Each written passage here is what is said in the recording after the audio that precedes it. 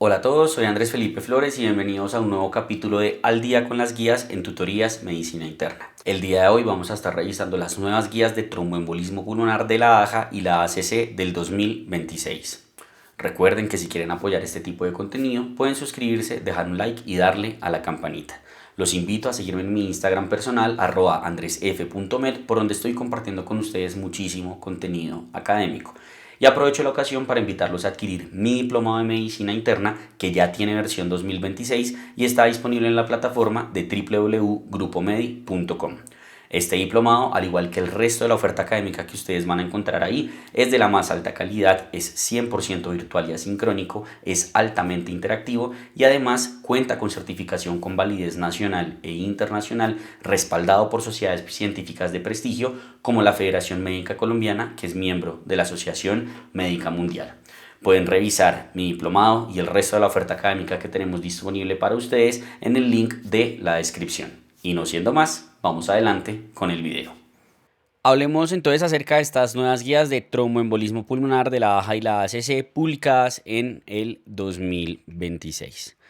Como introducción, lo que podemos mencionar es que cuando uno se enfrenta a un tromboembolismo pulmonar, este requiere una aproximación diagnóstica integral para lograr el diagnóstico en aquellos pacientes que efectivamente sí lo tienen, pero no buscarlo en aquellos que quizá no está justificado y posterior a eso hacer un adecuado manejo del mismo. La razón de esto es que tiene una presentación clínica que es muy inespecífica, por eso se bautiza también como uno de los mimos de la medicina. Se dice que lo más común puede eventualmente ser un dolor torácico que va a ser más de características pleuríticas y disnea, siendo menos frecuente hemoptisis, síncope o choque, pero puede ser muy variable su forma de presentación clínica. Y resulta que menos del 10% de los pacientes en los que uno llega a sospechar un tromboembolismo pulmonar realmente tienen esta enfermedad. De ahí que sea tan importante no fiarse únicamente del criterio clínico, sino apoyarse de escalas de predicción clínica o scores de decisión clínica, como pueden ser el Wells, como pueden ser el Geneva o como pueden ser el PERC. Estos tres se aceptan porque tienen una tasa de error menor al 2%, pero es importante saber que no fueron validados en pacientes anticoagulados. En pacientes anticoagulados no deberíamos de hacer uso del Wells, del Geneva ni del PERC. Entonces, ¿cómo funcionaría más o menos el abordaje? Lo primero es que hagamos una historia clínica completa del paciente para ver si tenemos o no razones para sospechar que puede tener un tromboembolismo pulmonar. Después de esto, si decimos sí, puede que tenga un tromboembolismo pulmonar, le aplicamos entonces el score de probabilidad o el score de predicción clínica, que va a ir a los pacientes en dos grupos: aquellos que tienen una alta probabilidad pretest, que es mayor al 50%, o aquellos que tienen una probabilidad baja o intermedia, que va a ser menor al 50%. En este punto, lo que se recomienda en general es utilizar el Wells o el Geneva. El Wells es quizá el que está más validado, pero han habido datos, digamos, como inconsistentes en cuanto a cuál es mejor. Hace rato teníamos un metaanálisis que decía que Wells es mejor. Ahora sale un nuevo metaanálisis publicado que dice que el Geneva puede ser mejor, sobre todo en los de alto riesgo, en los de alta probabilidad, perdón. Entonces, pues digamos que se puede utilizar cualquiera de los dos. ¿Y el objetivo cuál va a ser? Si tiene una probabilidad alta, pues de una vez nos vamos a la búsqueda diagnóstica con una imagen, ¿cierto? Que ya ahorita vamos a hablar de cómo escogemos esas imágenes. Mientras que si tenemos una probabilidad baja o intermedia, lo que debemos hacer es tomar un dímero D, que el dímero D nos va a permitir definir si ahondamos o no, si seguimos o no a ese paso siguiente, que sería la imagen. Cuando tomamos el dímero D, lo más importante es que sepamos pues cómo interpretarlo, ¿cierto?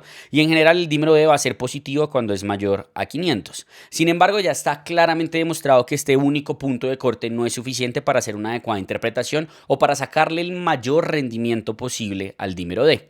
En este escenario, lo que deberíamos hacer es utilizar tanto el algoritmo Years como el ajuste a la edad. ¿Y cómo va a funcionar esto? Recuerden ustedes que el algoritmo Years tiene tres variables, que es si el paciente tiene signos clínicos de TBP, si el paciente tiene hemoptisis y si el diagnóstico más probable es efectivamente el tromboembolismo pulmonar. Si el paciente no tiene ninguna de estas tres, vamos a ajustarlo por edad. Que la edad se va a ajustar en aquellos mayores de 50 años multiplicando la edad por 10 y ese va a ser el punto de corte. Si tengo un paciente de 75 años, 750 va a ser el punto de corte del dímero D. ¿Listo? Esto es si el paciente, me equivoqué aquí, mil disculpas con ustedes, si el paciente tiene alguna de estas, ¿cierto? Ahora bien, si el paciente no tiene ninguna, lo que vamos a hacer es utilizar un punto de corte de 1000. ¿Listo? Entonces, nuevamente, algoritmo GIRS tiene sus tres variables. Si ninguna de las tres variables está presente, podemos utilizar tranquilamente el punto de corte de 1000. Si una o más variables están presentes, lo que hacemos es ajustarlo por la edad.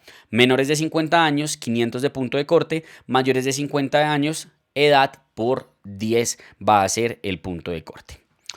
Aquí tenemos entonces, pues digamos, lo que sería el score de Wells y lo que sería el score de Geneva. Yo personalmente el que utilizo siempre en mi práctica clínica es el Wells, pero pueden utilizar cualquiera. La idea es sumar y pues dividirlo en escalas de probabilidad. Si ustedes se pueden dar cuenta, por lo menos el Wells permite hacerlo en 2 grupos o en 3 grupos. La recomendación en general es hacerlo sobre todo en 3 grupos. En estos pacientes entonces que tenemos probabilidad intermedia baja, vamos a considerar que el diagnóstico de tromboembolismo pulmonar es muy poco probable si tenemos un dímero D normal o negativo con base en la interpretación que hicimos con el GIRS y con el ajuste de edad, que la probabilidad efectivamente sea intermedia o baja y que el paciente no venga con anticoagulación previa. En teoría, en estos pacientes podríamos utilizar lo que se llama el PERC. ¿Qué es el PERC? El PERC, póngale que es una lista de chequeo en donde si el paciente no tiene ninguna de las condiciones que menciona el PERC, yo incluso podría obviar el dímero D, es decir, no tomar el dímero D.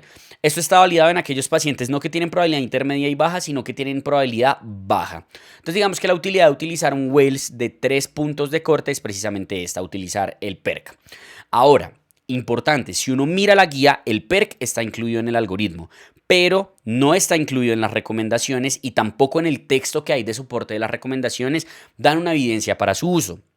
Mientras que otras guías, como por ejemplo la guía española, tienen recomendaciones en contra del uso del PERC, ya que el estudio de creación y validación del mismo realmente no fue el mejor. Entonces, si ustedes me preguntan a mí, yo no utilizo el PERC, pero van a encontrar algoritmos, incluso el algoritmo de esta misma guía, en donde sí se recomienda su uso. ¿Y qué es lo que es el PERC? El PERC, como les decía, es esta lista de chequeo. Fíjense todas las condiciones que se deben cumplir. Edad menor a 50 años, que no esté taquicárdico, saturando más de 95, hemoptisis, estrógeno, bueno, varios. Y el punto es que el paciente debe tener todo, absolutamente todo, para no tomarle el dímero D. Si tiene alguno, nada que hacer, toca tomar el dímero D, interpretamos con algoritmo GIRS y con ajuste por edad, y según eso definimos la toma de la imagen. Si miramos entonces cómo se traduce esto en las recomendaciones, que es lo que acabamos de mencionar, pues lo que nos dice es que en aquellos pacientes en que uno sospeche que tiene un tromboembolismo pulmonar, que de entrada tengan una probabilidad baja o intermedia, es decir, menor al 50%, lo que se debe hacer es una evaluación del dímero D ajustándolo a la edad y también utilizando el algoritmo GIRS. Y algo importante es que en embarazadas podemos utilizar el GIRS adaptado a las embarazadas. El GIRS tiene ese beneficio y es que se puede utilizar en pacientes embarazadas y en pacientes con cáncer, que es algo bien importante a tener en consideración. Ahora bien, si yo estaba en probabilidad intermedia baja y el dímero D entonces resultó ser positivo o de entrada yo estoy en una probabilidad alta, lo que debo hacer es buscar la confirmación diagnóstica. Y la confirmación diagnóstica se va a hacer con una imagen que me permita documentar el tromboembolismo pulmonar. ¿Cuál va a ser la mejor imagen? Definitivamente el AngioTAC, ya que va a ser el de elección, me permite una mayor detección de periféricos. Actualmente se considera el gold estándar incluso superior a la arteriografía, por lo cual, o a la angiografía pulmonar, por lo cual es la que deberíamos utilizar. Otros, digamos, como parámetros que son útiles de lo que sería el AngioTAC es que permite evaluar disfunción ventricular derecha, lo cual confiere pronóstico y además permite evaluar cronicidad. Si yo no puedo utilizar el AngioTAC como alternativa, entonces lo que voy a tener en consideración es el uso de la gamografía, ventilación, perfusión. En este escenario voy a preferir el SPECT si lo tengo disponible y definitivamente no voy a utilizar la resonancia. Voy a utilizar una gamografía, ventilación, perfusión. ¿Cuándo voy a utilizar esto? Bueno, principalmente cuando el paciente no se pueda realizar un AngioTAC, sea por ejemplo por alergias al medio de contraste yodado, entre otras, por alteraciones en la función renal, entre comillas, que eso está un poquito mandado a recoger, uno pudiera hacer el AngioTAC a esos pacientes, pero pues digamos que si hay dudas eventualmente se pudiera hacer, o en aquellos que teniendo un AngioTAC negativo, la duda diagnóstica persista. Esto va a ocurrir sobre todo en aquellos que de entrada tienen una probabilidad alta. Si el AngioTAC es negativo, se ha visto que hay pacientes que igual pueden tener un tromboembolismo pulmonar que se documentarían a través de esta gamografía, ventilación, perfusión. Que es importante, en las guías previas europeas se había dicho que sobre todo en aquellos pacientes que entraban tenían una probabilidad alta y se clasificaban como un alto riesgo para la guía europea, es decir, que estaban inestables hemodinámicamente. Yo con un ECO-TT, un POCUS o con un Doppler, si encontraba hallazgos de disfunción de ventrículo derecho, un trombo en tránsito o en el Doppler encontraba trombosis poplitea o femoral, podría hacer el diagnóstico de tromboembolismo pulmonar. Esto en esta guía no lo recomiendan. Siempre debo de tomar un angiotac o una gammagrafía BQ. ¿Cuándo entonces voy a tomar un Doppler? Únicamente en el contexto del paciente que tenga signos de trombosis venosa profunda o si esto eventualmente pudiera cambiar el manejo, como por ejemplo si se está considerando el paciente candidato para una trombolisis guiada por catéter o para una colocación de un filtro de vena cava. Dentro de las imágenes que yo debo de solicitar, pues digamos que se debe evaluar lo que sería la parte de la disfunción ventricular derecha. Esto es de gran importancia ya que esto va a tener implicaciones, digamos, como relacionadas con el pronóstico del paciente, ¿cierto? Vamos a tener, digamos, como características ecocardiográficas como la dimensión del ventrículo derecho, la relación del ventrículo derecho con el ventrículo izquierdo, el TAPSE, el Doppler, la evidencia de la regurgitación tricuspidia, lo que podría ser el McConnell, el movimiento paradójico del septum, la colapsabilidad de la vena cava en expiración, hay muchas. Pero digamos que algo muy importante es que en el mismo angiotac yo pudiera llegar a encontrar estas evidencias o esta manifestación de disfunción ventricular derecha cuando tengo una relación de ventrículo derecho sobre ventrículo izquierdo mayor a 1, con una sensibilidad y una especificidad aceptables 85 y 72% y mayor a 0,9 con una sensibilidad del 92% y especificidad del 56%. ¿Qué es lo importante? Que si yo le pido el angiotac a mi paciente y si eventualmente llego a pedirle el ecocardiograma, esto me lo deben reportar. Y dan la recomendación y queda escrita en las guías precisamente para tratar de que se estandarice, que en estos escenarios a los pacientes se les haga un reporte de todas estas variables para que podamos evaluar si hay o no un compromiso de la función del ventrículo derecho. Y estas son entonces las recomendaciones que vamos a tener relacionadas con el diagnóstico. Si uno va a considerar un tromboembolismo pulmonar y le va a solicitar una imagen, pues digamos que el angiotac va a ser lo mejor o eventualmente la gammagrafía ventilación perfusión, siempre prefiriendo el angiotac sobre la gammagrafía ventilación perfusión. ¿Se puede hacer angiotac en pacientes embarazadas de baja dosis? La respuesta es sí. Digamos que si hago la gammagrafía de culo que les haya dicho, preferir el SPECT que la imagen, pues que es como planar o simple. Y en aquellos pacientes que tienen un TEP confirmado, digamos que no se debe tomar Doppler de miembros inferiores, salvo que haya signos de trombosis venosa profunda. Lo que les decía, el Doppler o el ecocardiograma no van a ser útiles, fíjense, recomendación grado 3, para la confirmación diagnóstica, que es lo que tendríamos que tener en consideración. Muy bien. Entonces, si yo ya hice todo este abordaje y llegué a que el angiotac o la gammagrafía de ventilación perfusión efectivamente me confirmaron que estoy frente a un tromboembolismo pulmonar, el paso a seguir es determinar el riesgo de ese tromboembolismo pulmonar.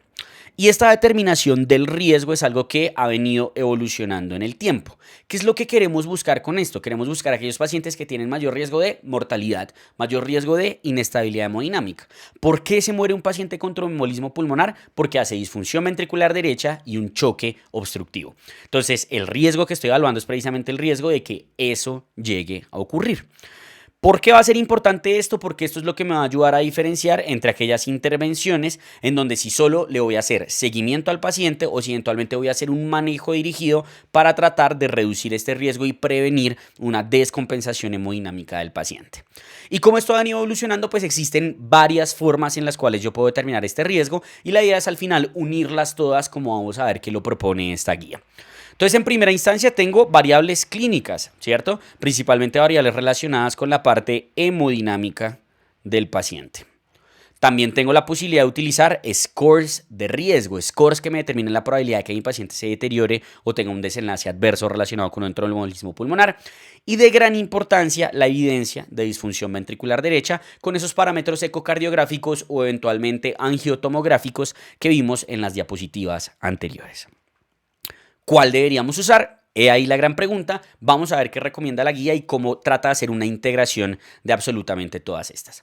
Entonces empecemos con las variables clínicas o con lo que sería la valoración hemodinámica. Lo que nos dicen aquí es que en aquellos pacientes uno debería evaluar la posibilidad de que el paciente presente un choque normotensivo. ¿Y cómo se define un choque normotensivo? Nos lo ponen aquí abajo. Aquel paciente que tiene hipoperfusión aislada sin evidencia de hipotensión identificada, pero que sí presenta alguno de los siguientes marcadores: que tenga hiperlactatemia mayor a 2, que tenga un gasto urinario bajo, menor a 120 mililitros en 24 horas, que tenga lesión renal aguda o que tenga un índice cardíaco menor a 2.2, que sería como lo que uno pudiera evaluar. Y en aquellos pacientes que tienen una presión arterial media, ¿cierto?, menor a 80 milímetros de mercurio, digamos que este valor puede ser útil para definir quiénes requieren o no una terapia más avanzada, que ya vamos a ver adelante cuáles son esas terapias. ¿Cuál es la razón de esto? Digamos que anteriormente, si ustedes se fijan en lo que veníamos utilizando hasta ahora para la estratificación del riesgo, simplemente alto riesgo iba a ser aquel paciente que estaba inestable, y inestable era muy inestable, choqueado. Lo que nos dicen, o la razón de justificación de esta guía para implementar estas nuevas categorías, es que el 34% de los pacientes que se clasificaban como riesgo intermedio con base en las guías anteriores, digamos que realmente no tenían una claridad pronóstica respecto a si se iban a deteriorar o no. Y se ha visto que una presión arterial media menor a 81,5, de ahí que utilicen el valor a 80, predice un deterioro en 48 horas con una sensibilidad del 77%, especificidad del 95%, valor predictivo positivo del 63% y valor predictivo negativo de 97,7%. Entonces, variables clínicas va a ser hipoperfusión franca. Obviamente, si mi paciente está choqueado, pues yo ya sé que tiene un estado de riesgo elevado, pero lo nuevo que incluimos en estas guías es esto: este punto de presión arterial media menor a 80 como punto identificador de un posible deterioro, y también el uso de esta definición de choque normotensivo, que nos va a servir cuando hablemos de las distintas categorías de riesgo. Ahora, la segunda variable que dijimos que podíamos utilizar para establecer el riesgo del paciente, pues era precisamente la evaluación de lo que serían los scores de riesgo, ¿cierto? Dentro de los scores de riesgo, lo que van a servir entonces es para determinar aquellos pacientes, sobre todo de bajo riesgo, más que para definir cuáles son los de alto riesgo. Entonces, el PESI simplificado, el ESTIA o eventualmente el PESI, que se ha visto que son equivalentes estos dos en el estudio HOME-PI, van a ser útiles para determinar aquellos pacientes que tienen un bajo riesgo. Tienen un buen rendimiento en diferentes riesgos, sin embargo, ninguno identifica con certeza aquellos que tienen riesgo de deteriorarse. Precisamente por eso han tratado de crear otros scores adicionales como el PESI, como el BOA, como el CPS, pero pues digamos que hasta ahora no ha mostrado ninguno de ellos un beneficio claramente documentado.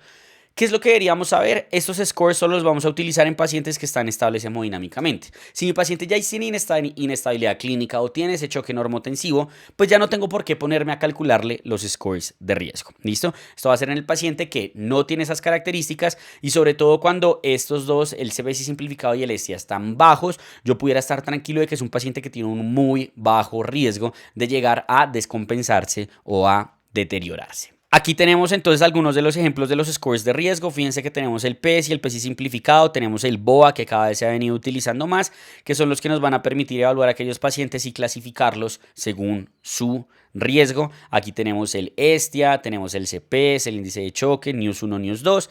Quedan ahí pues en la presentación para que les puedan tomar el pantallazo. No nos vamos a poder ahondar en cuáles variables incluye cada uno de ellos.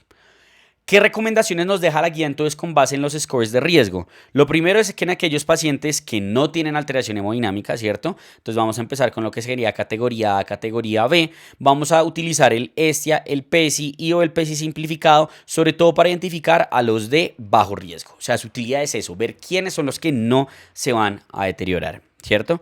Nos dicen que en aquellos pacientes que están hemodinámicamente estables, pero que se categorizan en categoría C y D, digamos que uno pudiera considerar utilizar un score validado de tromboembolismo pulmonar para evaluar el riesgo a largo plazo, pero fíjense que ya el grado de recomendación es menor que cuando lo uso simplemente para evaluar los de bajo riesgo. Y nos dicen que en aquellos pacientes que están estables hemodinámicamente, categoría C y D, pues digamos que uno pudiera utilizar variables o pudiera establecer como un formato, por decirlo de alguna forma, de alerta temprana con el uso de lo que sería el NIUS 2, para evaluar a aquellos pacientes que se están deteriorando activamente. Y lo otro que tenemos en la parte del riesgo, pues van a ser la disfunción ventricular derecha. Y la disfunción ventricular derecha, como vimos, la podemos evaluar, uno, imagenológicamente, con los parámetros ecocardiográficos y tomográficos que vimos, pero también con los biomarcadores, ¿listo? Con los biomarcadores. ¿Cuáles son los biomarcadores que podemos evaluar? Dice que al menos uno de los siguientes biomarcadores deberíamos evaluarlo en aquellos pacientes que no tengan evidencia de hipotensión, que sean categoría C.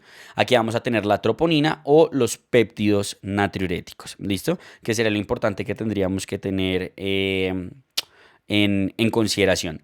Y lo que nos dice es que en aquellos que están en categoría CAE, que normalmente son pacientes que ya están un poco más graves, que digamos que se están evaluando si van a ir o no, por ejemplo, a una unidad de cuidados intensivo, el biomarcador que más podría tener utilidad acá va a ser el lactato.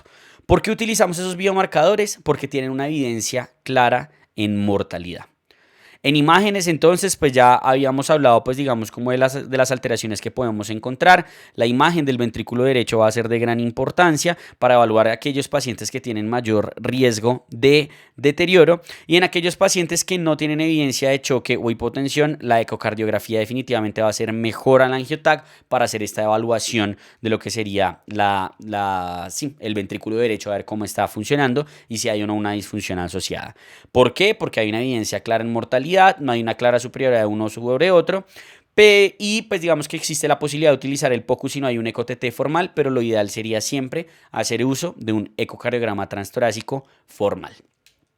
Entonces, si ustedes se dan cuenta, es un reguero de información, que quizás un poco de lo que menos me gusta de esta guía. Un reguero de información y luego botan una tabla ahí para integrarlo, pero como que no le explican mucho a uno en el texto muy bien cómo hacerlo. Pero ¿cómo funcionaría entonces para que nos quede claro esta integración? Número 1, si mi paciente tiene alteración en hemodinámica, ya sé que lo voy a categorizar como una categoría E o categoría D. Va a ser un alto o muy alto riesgo si uno lo quisiera decir. Ahora, si mi paciente no tiene alteración hemodinámica, pero tiene alteración en biomarcadores, tiene alteración en imagen o tiene alteración en algún score de riesgo, va a ser categoría C3, C2 o categoría C1. Y en aquellos pacientes que no tengan alteración en ninguna de ellas, va a ser una categoría A o una categoría B. ¿Listo? Que sería como lo importante que tendríamos que tener. Y lo otro que incluye esta guía es que incluyen un modificador respiratorio, en donde dicen que si el paciente tiene un deterioro respiratorio, uno le pone un C3R, un C1R. ¿Cuál es el pero, diría yo, de esta clasificación? Es que si uno evalúa, digamos, como en la guía, el por qué hacen esta nueva clasificación de riesgo comparado con lo que utilizábamos antes de riesgo bajo, intermedio, alto u alto, hay varias cosas que se quedan sin justificación, que no hay una evidencia que soporte que hayan tomado esa decisión y que no estoy diciendo, o eso no quiere decir implícitamente que esté mal, sino que no hay una evidencia detrás para respaldarlo y quizá lo que buscan con esto es que empiece a crear una nueva evidencia. ¿Listo? ¿Para qué cosas no hay evidencia? Uno, para ir a los pacientes en categoría A y B por síntomas y por anatomía. No hay evidencia de que eso impacte en ningún tipo de desenlace, ni manejo, ni nada por el estilo. Número 2, para el modificador respiratorio tampoco hay ningún tipo de evidencia. Y número 3, para ese choque normotensivo tampoco hay evidencia de que esos pacientes efectivamente tengan mayor riesgo de deteriorarse o que efectivamente puedan ser considerados para un tipo de estrategia terapéutica diferente. Esta sería entonces la tablita que nos permite integrarlo. Ya saben ustedes entonces que cuando diagnostico el tromboembolismo pulmonar, si voy a utilizar esta guía como referencia, lo que voy a hacer es categorizarlo en estos grupos de riesgo. Categoría A, categoría B, categoría C, D y E. El E es el que tiene falla cardiopulmonar, el E es el que tiene falla cardiopulmonar incipiente. Entonces estos van a ser como los de más alto riesgo. El C va a ser el que tiene una mayor severidad por score clínico, por biomarcadores o algo por el estilo, entonces sería como un riesgo intermedio. Y el B y el A van a ser el subclínico, que casi siempre es el incidental y asintomático, o el B, que es el sintomático, que es la única diferencia, que van a ser aquellos sobre todo de bajo riesgo. El A no existe nada más, simplemente va a ser incidental y asintomático. El B vamos a tener el B1, que es el subsegmentario, y el B2, que es el que no es subsegmentario. ¿Por qué eso es importante? La guía no lo justifica, que es lo que les decía. En el C vamos a tener entonces C1, C2 y C3. En C1 vamos a tener aquel paciente que tiene todo normal. En C2 es aquel paciente que tiene una alteración del ventrículo derecho o que tiene uno o más biomarcadores alterados. Y el C3 es el que antes conocíamos como riesgo intermedio alto, que es el paciente que va a tener una alteración anormal. Todos ellos van a tener un score de severidad elevado y de ahí que sea el C1 el que solo tiene el score de severidad elevado y lo que les decía el modificador respiratorio para C, para D y para E dependiendo de la severidad de la parte respiratoria. El D va a ser el que tiene falla cardiopulmonar incipiente, que entonces va a ser aquel paciente que tiene una hipotensión transitoria o que tiene el choque normotensivo, pues como ya lo habíamos definido previamente. Y el E vamos a tener E1 y E2. El E1 va a ser el que tiene hipotensión persistente o recurrente con choque cardiogénico y el E2 es el que tiene un choque cardiogénico refractario o eventualmente hizo un paro cardiorrespiratorio. ¿Listo? Y así estadificamos el riesgo. ¿Cuál va a ser la importancia de esto? Determinar, 1, en dónde manejamos el paciente y 2, cómo lo vamos a manejar. Todos definitivamente los tenemos que anticoagular. Lo que va a variar es si hacemos estrategias adicionales invasivas como trombolisis, entre otras, que ya vamos a ver a continuación, pues qué es lo que recomienda la guía en este contexto. Entonces empecemos con los que están tranquis, digámoslo de alguna forma, y que pueden ser candidatos a manejo ambulatorio temprano. ¿Qué es lo que nos dice eso? Que en aquellos pacientes que tengan un diagnóstico de un infarto de un tromboembolismo pulmonar, es razonable utilizar una regla de decisión clínica, en cuyo caso vamos a hablar de PESI, PESI simplificado o bestia, para identificar cuáles se pueden ir a manejo ambulatorio. ¿Y cuáles van a ser esos pacientes? Los pacientes de la categoría A y la categoría B. Entonces, si yo tengo un paciente en categoría A o en categoría B y el SPESI me da 0 y el ESTIA me da 0, es un paciente que yo le puedo dar manejo ambulatorio temprano, conseguirle la anticoagulación y darle un egreso temprano y no tendría necesidad de estarle haciendo ecocardiograma ni nada por el estilo. Eventualmente, esto no lo deja escrito la guía, se pudiera considerar tomar biomarcadores y según eso definir, pero digamos que en la práctica lo que uno suele hacer es eso, es un muy bajo riesgo, uno dice es un paciente que se puede ir, por lo menos una troponina está negativa, salida, ¿cierto? Mientras que si está positiva o algo, pues ya se evaluaría la parte del ecocardiograma. Lo otro es el otro extremo. No quiénes van para la casa, sino cuáles son los pacientes que van a ir a unidad de cuidados intensivos. Y definitivamente aquellos pacientes que vayan a recibir terapia trombolítica, sea sistémica o guiada por catéter, son pacientes que deben ser llevados a una unidad de cuidado intensivo. Y algo importante es que en aquellos pacientes que son admitidos al hospital, que es los que se llaman a trombectomía mecánica y que están hemodinámicamente estables, deben estar en un sitio en donde haya, digamos, como telemetría continua, bueno, que le puedan hacer un seguimiento cercano, pero no necesariamente implica que tengan que estar en una unidad de cuidados intensivos. Los que sí deben estar definitivamente son aquellos que son llevados a terapia trombolítica. También nos dice la guía en el texto, ya no en las recomendaciones, que aquellos pacientes con características de alto riesgo, disfunción ventricular derecha, biomarcadores elevados, normalmente requieren un monitoreo intensivo y tratamiento especializado. Entonces esto tampoco cambia mucho con respecto a lo que hacíamos antes. El riesgo alto, que ahora es la categoría E y la categoría D, obviamente van a estar en unidad de cuidados intensivos, y en la categoría C, sobre todo aquellos pacientes que sean C2 o C3, particularmente los C3, lo mejor sería también que estén en una unidad de cuidados intensivos. Para apoyarse en todas estas decisiones, pues hay una gran importancia del grupo PERT y la guía así lo deja documentado. Nos dice claramente que en aquellos pacientes que están de categoría C para arriba, idealmente el PERT debería evaluarlos, ya que la evidencia es muy clara en demostrar que el PERT lo que hace es que beneficia la rapidez en manejo, hace que sean menos llevados a filtro de Nakaba y disminuye la estancia en UCI. Pero ojo, la evidencia respecto al beneficio en mortalidad es bien inconsistente, entonces por ahora no es algo que podamos afirmar.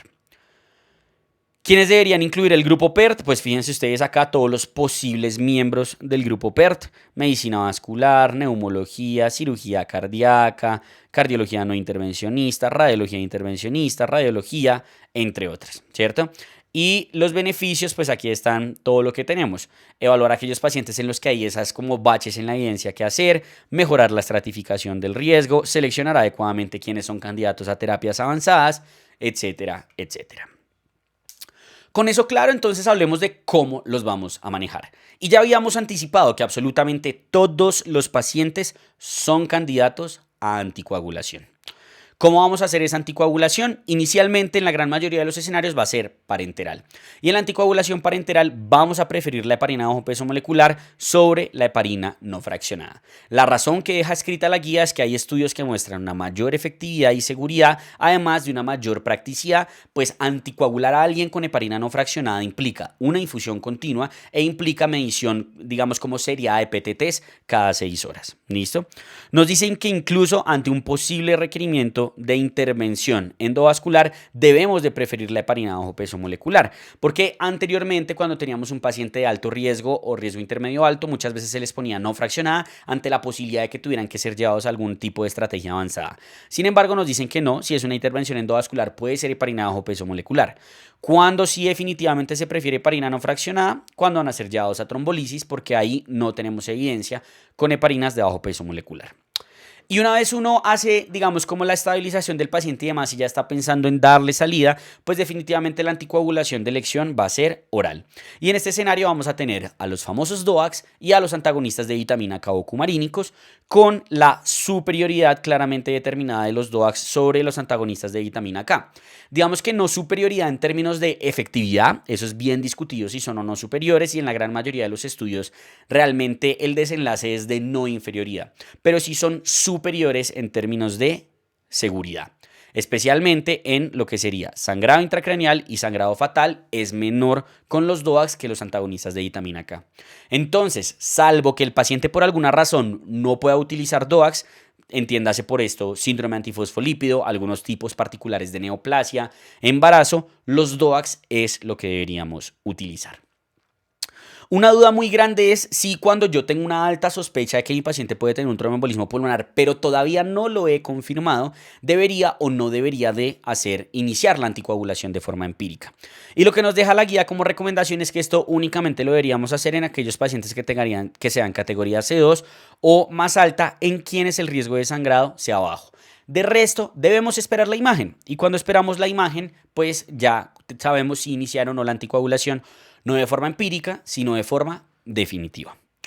Poblaciones especiales a tener en consideración relacionadas con la anticoagulación. En obesidad, si bien no hay evidencia de ensayo clínico aleatorizado, ya tenemos bastante evidencia para preferir los DOACs sobre la warfarina. Si eventualmente utilizamos heparina bajo peso molecular en índice mayor a 40 y algunos dicen incluso mayor a 30, pero la evidencia sobre todo está en mayor a 40, se debe reducir la dosis a 0.8 miligramos por kilo. La dosis usual, recuerden ustedes que es de 1 miligramo por kilo. Aquí debemos reducir la dosis a 0.8 miligramos por kilo. En síndrome antifosfolípido definitivamente vamos a preferir warfarina. La guía está escrito en la diapositiva, pero quiero aclarar que es la guía, que no soy yo, ya les cuento mi recomendación. Considera DOACs en aquellos casos que solo tengan o anticardiolipina o beta-2-glicoproteína a bajos títulos. Polémico en mi opinión, ¿por qué? Varias razones. Número 1, con base en los criterios clasificatorios que tenemos actualmente de SAF, es imposible tener un diagnóstico de SAF con anticuerpos a bajos títulos. Deben ser a altos títulos y de forma sostenida. Número 2, los estudios lo que muestran es que es independiente del perfil de riesgo trombótico por anticuerpos que tenga el paciente. Utilizar DOACs versus warfarina se asocia con un mayor riesgo de eventos trombóticos arteriales. Entonces, en mi opinión, nunca DOACs en SAF. La guía deja esa recomendación que está ahí escrita. ¿Listo? En cáncer cerebral, que sea primario o metastásico, vean que incluso ya dejan preferir DOACs. Nuevamente no tenemos ensayo clínico aleatorizado, pero así como en los obesos ya hay suficiente evidencia para recomendarlo. En enfermedad renal crónica, de G1 a G3 preferir DOACs, G4, G5 considerar el posible uso de la Pixaban. No dan recomendaciones de heparina bajo peso molecular, eventualmente se pudiera considerar warfarina. Embarazo y lactancia, preferir heparina bajo peso molecular. La warfarina se puede dar en la lactancia, pero los DOACs no. Y durante el embarazo en general, pues heparina bajo peso molecular. Y en hepatopatía, Child A y Child B, preferir los DOACs. Y Child C, sí definitivamente preferir heparinas de bajo peso molecular. Cuando estamos anticoagulando a los pacientes, muchas veces se habla de la posibilidad de hacer monitorización de niveles para confirmar que efectivamente estén anticoagulados. Lo que podemos ver respecto a las recomendaciones es que no es algo que se debe hacer de forma generalizada, que es lo más importante, ¿cierto? Y nos lo dejan acá en aquellos pacientes, en la gran mayoría de los pacientes con tromboembolismo pulmonar, sea con heparina bajo peso molecular o con anti-10A, no se debe evaluar los niveles. Entonces, ¿cuáles van a ser aquellas condiciones en donde con un bajo grado de recomendación, como ustedes pueden ver, sí se puede llegar a considerar? Número 1, en mujeres embarazadas. Número 2, en obesos, más de 150 kilos o un índice de masa corporal mayor a 40. ¿Listo? Y digamos que ya, porque aquí lo que nos dicen es que en aquellos pacientes que están en la unidad de cuidados intensivos con heparina bajo peso molecular, solo por estar en la unidad de cuidados intensivos no es una razón suficiente para medirles el anti-10A. Si yo eventualmente tomo un anti-DSA, lo importante a saber es que el anti-DSA se debe tomar 3 a 5 horas después de lo que sería una dosis en la cual yo determiné esto. ¿Qué dosis debe ser? Normalmente la cuarta dosis, porque se requiere al menos 3 dosis para tener estabilidad. Entonces normalmente uno dice 4 horas después de la cuarta dosis, porfa le toma niveles y ya pues uno mira con los niveles si el paciente está o no está en niveles óptimos de anticoagulación. Saliendo entonces de la anticoagulación, vamos a hablar de los otros tipos de terapias que les podemos llegar a ofrecer a estos pacientes. Y empecemos con lo que sería el filtro de vena cava. El filtro de vena cava en general solo se va a indicar cuando el paciente tenga una contraindicación tanto absoluta como transitoria para anticoagulación. Muy importante, es I, no es O. Si un paciente tiene una contraindicación absoluta para la anticoagulación, pero no es transitoria, no hay muy buena evidencia que le diga a uno que definitivamente el filtro de vena cava sea una buena opción terapéutica para ese paciente. Probablemente en algún escenario se lo lleguen a poner, pero eso debería estar dirigido por el grupo PERT y en general pues no hay evidencia de un beneficio para eso. ¿Por qué? Porque lo que está claramente documentado es que si yo utilizo un filtro de vena cava, lo debo retirar lo más pronto posible. Si yo no lo he retirado en los siguientes 29 a 54 días, que eso ya está recomendado por la FDA, aumento significativamente el riesgo de complicaciones. ¿Listo?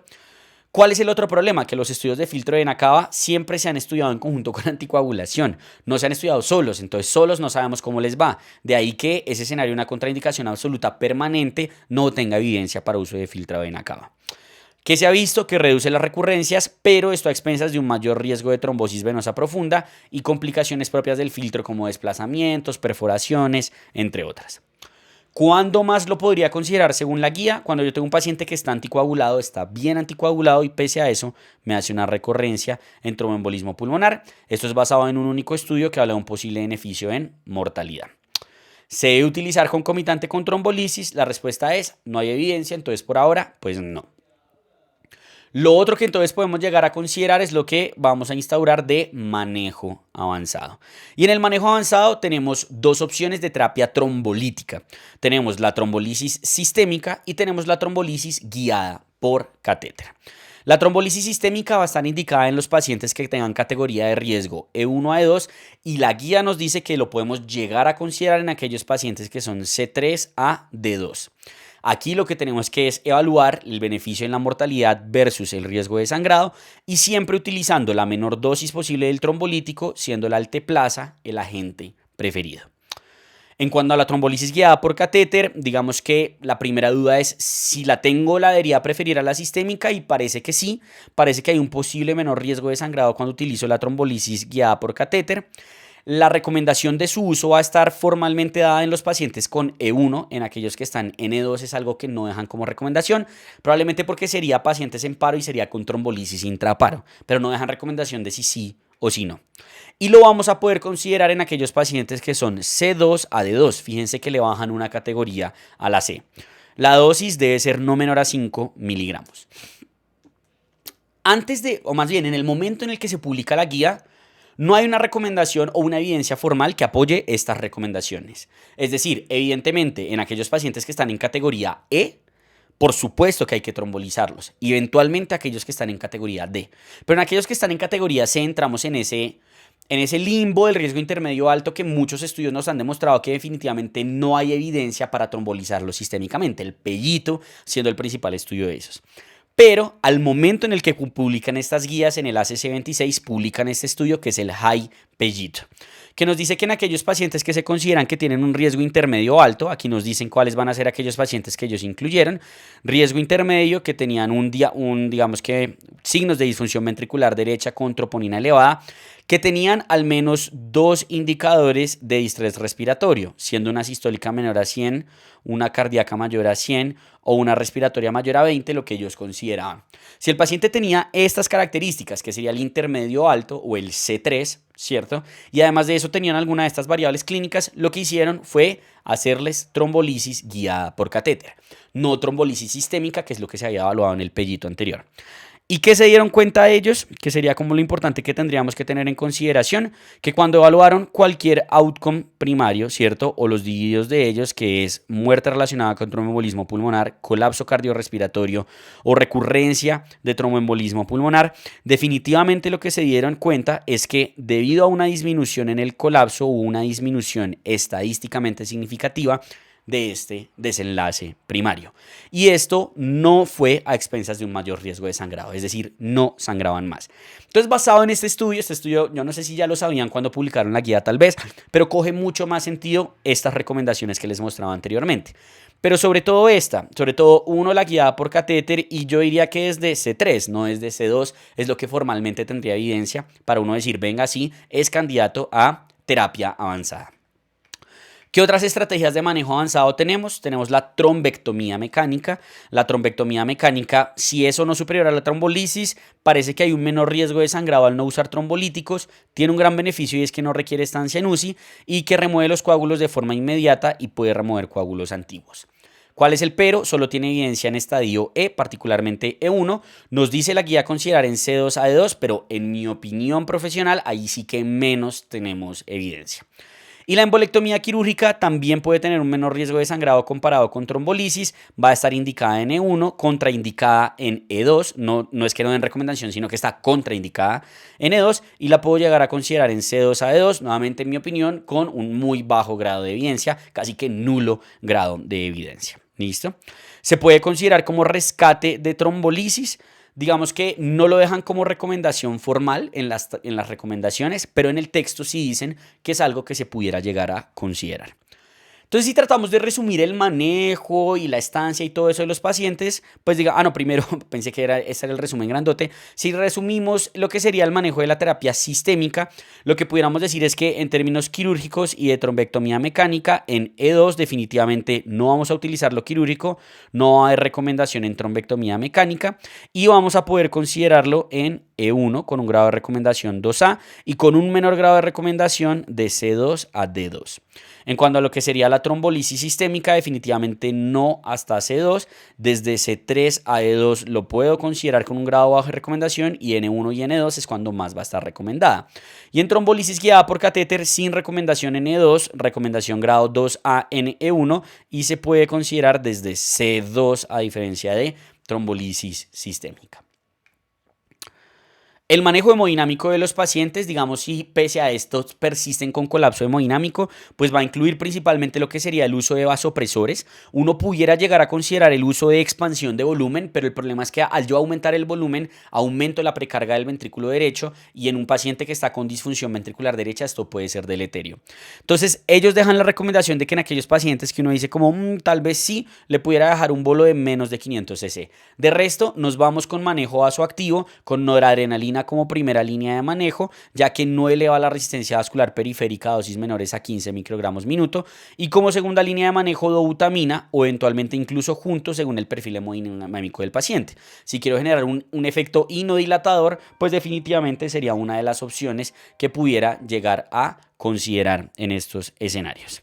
Y algo importante es que nos dicen que pudiéramos llegar a considerar el uso de vasodilatadores pulmonares en aquellos pacientes que son de categoría C2AE, pero pues digamos que esto surge de estudios con evidencia en parámetros ecocardiográficos, más no clínicos. En cuanto a otras intervenciones que podemos hacer, tenemos lo que sería el soporte intensivo. En el soporte ventilatorio se utiliza únicamente si es estrictamente necesario, ya que pues claramente hay un riesgo de complicaciones asociadas a la sedación en un paciente que de base ya tiene un riesgo de deterioro hemodinámico. Debe tener disponibilidad de soporte hemodinámico si va a ser llevado a soporte ventilatorio y eventualmente uno puede considerar la cánula nasal de alto flujo. Dejan la recomendación, pero no hay una justificación, una evidencia que respalde esto en el texto. Pero pues bueno, lo dejan ahí escrito. En soporte mecánico, uno puede considerar ECMO, siempre mantener la anticoagulación y eventualmente se pudiera considerar el uso de terapias avanzadas durante ECMO, trombolisis intracatéter, trombectomía, etcétera, aunque esto pues per se no tiene una muy buena evidencia. Ahora sí, el cuadro grande que pensé que iba a salir hace 3 diapositivas, ¿cómo puedo yo unir absolutamente todo? Entonces empecemos por los más bajitos, categoría A, categoría B. Lo voy a anticoagular, puedo de una vez hacerlo con un DOAC que tenga evidencia de uso inicial como puede ser Apixa o Rivaroxaban con dosis de carga, y voy a utilizar los scores de Estia, PESI y PESI simplificado para evaluar si yo puedo darle salida temprana a mi paciente en las primeras 24 horas. Vámonos al extremo de la categoría E. En categoría E1 y categoría E2, pues ese paciente definitivamente lo voy a anticoagular con heparina no fraccionada o con heparina bajo peso molecular. Ya vimos que prefiriendo heparina no fraccionada en el contexto de lo que sería trombolisis per se, ¿cierto? Voy a medirle el lactato absolutamente a todos esos pacientes para evaluarles el riesgo. Voy a evaluar las características de la disfunción ventricular derecha y eventualmente pudiera considerar el ECMO. El PERT va a ser un grupo de gran ayuda en estos escenarios. Si lo requiere le voy a dar soporte inotrópico y es este el grupo donde definitivamente voy a hacer un manejo avanzado. Trombolisis sistémica, trombolisis guiada por catéter, trombectomía mecánica, lo que quieran, ¿cierto? Recordando que la parte quirúrgica contraindicada en la categoría E2. Vámonos a la categoría de los que están malitos pero no tanto, la categoría D, ¿cierto? Anticoagulación con heparina bajo peso molecular. Voy a evaluar el lactato y voy a evaluar los marcadores de disfunción ventricular derecha. Siempre voy a evaluar a ver si tiene o no presencia de choque normotensivo. Uso el PERT, uso de vasopresores si es necesario y puedo considerar el uso de trombolisis sistémica o de manejos avanzados. Y ya cuando entramos a lo que sería la categoría C, voy a iniciar heparina bajo peso molecular, voy a medir por lo menos un biomarcador, ¿cierto? Considerar medir el lactato, yo creo que no a todos. Ecocardiograma, pues según esta guía tocaría hacérselo a todos porque el C2 es uno u otro, pero pues digamos que si la troponina está negativa no me va a cambiar mucho el manejo así tenga el eco con disfunción ventricular derecha. Es como a lo que yo pienso si solicitaría el eco en todos esos pacientes. Voy a hacer un uso de un score validado para ver si tiene un alto riesgo o no y voy a considerar el uso del PERT. Pero fíjense que a pesar de que en las recomendaciones nos dicen puede considerar desde C2 en adelante todas esas terapias avanzadas, en esta resumen visual no nos lo dejan como tal. Y pues yo creo que únicamente, salvo lo que sería como el C3, ¿cierto? Y D1, D2, son los que eventualmente pudieran tener evidencia con ese estudio del High-Pellito que les mostré. Una vez entonces hago todo esto, lo que sigue es por cuánto tiempo lo trato, ¿cierto? Digamos que lo que sea que haya hecho de manejo intensivo, trombolítico, etcétera, fue en el escenario agudo.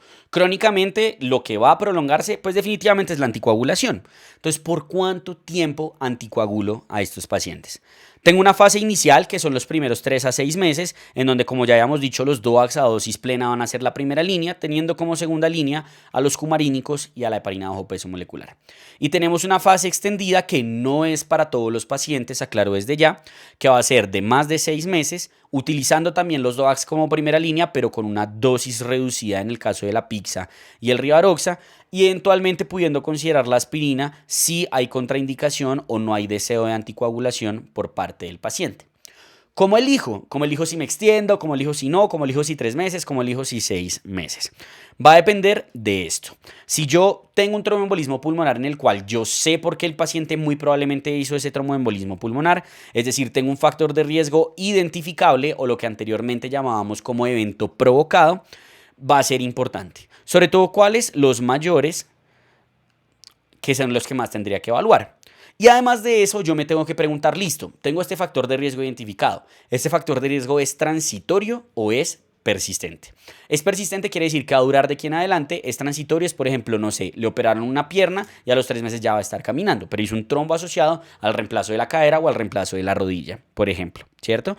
Entonces uno debería ir a esta tabla y mirar si lo operaron, si estuvo hospitalizado, si tuvo un algo médico agudo en las últimas 72 horas, si le hicieron una cirugía, si tuvo un viaje prolongado, etcétera, etcétera, etcétera. Y con base en eso, pues yo miro. Si mi paciente no tiene un factor de riesgo identificable en el momento en el que hace el tromboembolismo pulmonar, debo considerar prolongar el manejo en todos. ¿Listo? ¿Qué quiere decir prolongar el manejo? No lo dejan escrito en la tabla y ahí va a tocar individualizar. Porque prolongar puede ser dar hasta 12 meses de terapia o puede ser dar de forma indefinida, es decir, por el resto de la vida, anticoagulación. Por su parte, en aquellos que tienen un factor de riesgo va a depender de si es mayor transitorio, menor transitorio o si es persistente. Si es un mayor transitorio, a los 3 meses suspendo, ¿cierto? Porque yo sé que fue por ese factor de riesgo que ya no está, ¿cierto? Si es un factor de riesgo menor transitorio, voy a individualizar y discutir con el paciente. Puedo considerar escalas de riesgo o de predicción, HER2, DASH, etcétera, pero ojo, en esta guía no las dejan escritas, solo mencionan el uso de una que se llama BTE Predict. ¿Listo? Y en el persistente, pues vamos a considerar continuar definitivamente la anticoagulación. Aquí tenemos también un nuevo estudio que no lo mencionaron en la guía, pero me pareció importante mencionarlo, que es el HiPro, en donde cogieron a todos los pacientes con tromboembolismo pulmonar provocado, ojo, con factor de riesgo identificable. Y lo que hicieron fue extenderles la anticoagulación por 12 meses. ¿Listo? O sea, darles un año de anticoagulación. Y se dieron cuenta que definitivamente había un menor riesgo de recurrencia tromboembólica, fíjense eso, 0,04 a 0,36, con una P estadísticamente significativa, sin aumentarles el riesgo de sangrado. Súper importante. Sin aumentarles el riesgo de sangrado. Entonces yo creo que el mensaje es que uno debería considerar irse lo más largo que sea justificado, digámoslo así. Tampoco es que a todo el mundo le vamos a dar anticoagulación de por vida, pero sí que sea justificado. ¿Qué pasa si pese a la anticoagulación mi paciente tiene una recurrencia? ¿Cierto? ¿Qué pasa si pese a la anticoagulación mi paciente tiene una recurrencia? Lo primero que yo tengo que hacer es una muy buena evaluación para ver si hay factores clínicos o farmacológicos que expliquen por qué hubo esa recurrencia. Mala adherencia al manejo, interacciones farmacológicas, entre otras. Si usted descarta todo eso, si el paciente era adherente a las terapias, lo que usted tiene que hacer es cambiar, ¿cierto?, a una clase de anticoagulación diferente. O sea, no va a pasar de Apixa a Rivaroxa, va a pasar de Apixa a Warfa o de Apixa a Heparinas. Cosas por el estilo, que es como lo que uno tendría que tener en consideración. Ahora, si eso ocurrió cuando estaba con DOAC a dosis reducida, ¿cierto? No estaba con Apixa 5, sino con Apixa a 2,5, por ejemplo, puede ser razonable volver a darle dosis completa. Puede ser razonable. ¿Listo? Y lo otro es que en aquellos pacientes que tienen cáncer y que tienen recurrencia, lo que uno sí debería considerar definitivamente es heparina bajo peso molecular, subiéndoles la dosis de un 20 a un 25%. Muy importante, el abordaje clínico debe ser con una imagen, no solo con dímero D. Recuerden que de por sí los scores pronósticos de probabilidad que vimos no estaban validados en pacientes anticoagulados. El AngioTAC va a ser de gran utilidad, sobre todo porque el AngioTAC me va a servir para comparar, me va a servir para ver si los cambios son crónicos o agudos, porque yo puedo tener la evidencia del trombo ahí persistente, pero que sea el trombo que tenía antes, no un nuevo trombo. Entonces eso es de gran importancia, uno siempre tratar de comparar las imágenes para ver si el trombo efectivamente es nuevo o no lo es. Otras consideraciones relacionadas con el manejo en trombofilias, en neoplasias, hacer una historia clínica completa. Digamos que algo importante es que cuando un paciente me hace un tromboembolismo no provocado, yo solo debería evaluarle tamizajes de neoplasias para la edad o si tiene síntomas sugestivos de alguna neoplasia en particular, pero no debo hacerle un TAC corporal o algo por el estilo a todos los pacientes únicamente por el hecho de que tienen un trombo que no tiene una causa explicada. En cuanto a congénitas o autoinmunes, si las debo buscar, realmente solo las voy a buscar si van a cambiar el manejo. Y van a estar indicadas en aquellos pacientes menores de 55 años o que tengan un antecedente familiar de una trombofilia congénita adquirida o autoinmune. ¿Cuál es la que en general sí vale la pena buscar si la probabilidad de APRT es alta? Pues definitivamente el SAF, ¿cierto? Una mujer que hace un trombo de la nada, pues SAF, hay que buscarle SAF, ¿cierto? Porque esa sí va a impactar o a cambiar el manejo. De resto, las trombofilias congénitas no son una indicación para cambiar el manejo, no son una contraindicación para los DOACs, que eso uno lo ve frecuentemente en la práctica clínica y no es cierto. En cuanto a las mujeres, pues lo importante es que si desean embarazo, pues el embarazo debe ser lo más planeado posible, ¿cierto? En lo que sería, por ejemplo, hemorragia uterina normal, puede ocurrir y no es indicación de suspender, o sea, puede ocurrir con la anticoagulación y no es una indicación de suspender la anticoagulación. Lo que se debe hacer es estrategias de mitigación de riesgo, como podría ser la anticoncepción o un cambio, un ajuste del manejo anticoagulante al dabigatran, que definitivamente pues tiene una mejor evidencia en estos casos. Y lo importante también, muy importante, es que no hay una contraindicación, más bien no es una contraindicación para la terapia hormonal el hecho de que el paciente esté con anticoagulación en ese momento. Vamos entonces ahora a evaluar cuándo vamos a remitir a los pacientes. Vamos a remitir a los pacientes cuando tengan un manejo complejo de la anticoagulación, cuando tengan historias de recurrencias, síntomas no resueltos, pues digamos que un trombo relacionado a lo que sería el embarazo, presentación clínica complicada o que uno requiera una segunda opinión de un experto. En cuanto a lo que sería retomar la actividad y los viajes de los pacientes, importante a tener en cuenta, es muy importante que en aquellos pacientes que sufrieron un tromboembolismo pulmonar, lo ideal es que tengan una deambulación temprana para reducir el riesgo de complicaciones. También se puede considerar en aquellos pacientes que han sufrido un tromboembolismo pulmonar cuando van a viajar por más de 5 horas el uso de medias compresivas. Y con menor grado de evidencia también se ha considerado la posibilidad de considerar un uso de una única dosis profiláctica de heparina bajo peso molecular molecular en aquellos pacientes que hayan tenido un tromboembolismo pulmonar relacionado precisamente a viaje o a lo que sería eventualmente la parte de inmovilidad.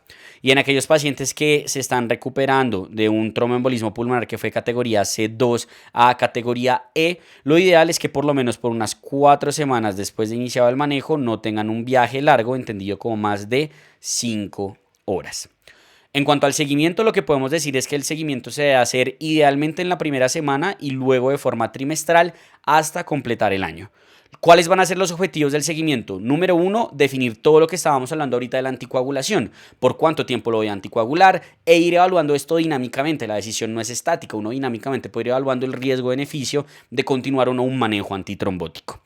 También hacer seguimiento sintomático y, muy importante, psicológico relacionado con la sintomatología. Cuando el paciente persiste con sintomatología, pues yo definitivamente tengo que sospechar que tenga una complicación. Y esa consideración actualmente o esa complicación actualmente tiene un nombre, que es la enfermedad pulmonar tromboembólica crónica, que es el síndrome post-TEP o el CTEP. Bueno, en fin, que es importante que tengamos en cuenta que no solo es hipertensión pulmonar, porque siempre nos lo han relacionado con hipertensión pulmonar, pero no solo es hipertensión pulmonar. ¿Cómo voy a evaluar esto entonces? Pues voy a evaluar la presencia de síntomas con la presencia de obstrucción residual y la evidencia de limitación funcional. Como les había dicho, con o sin hipertensión pulmonar.